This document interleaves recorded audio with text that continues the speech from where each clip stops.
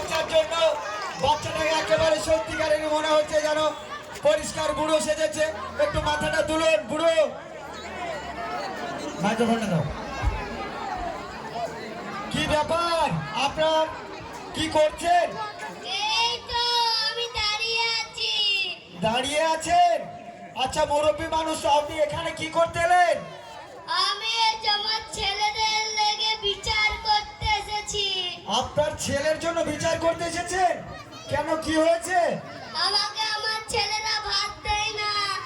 আপনার ছেলেরা ভাত দেয় না? না।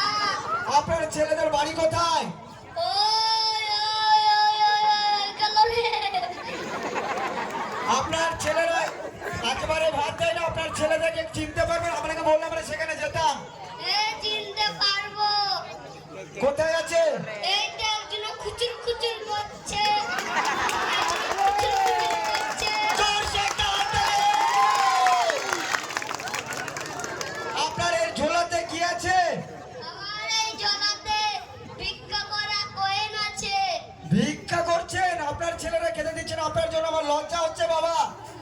সত্যিকারে আমি অপরাধী, আপনাকে কিছু করতে পারিনি।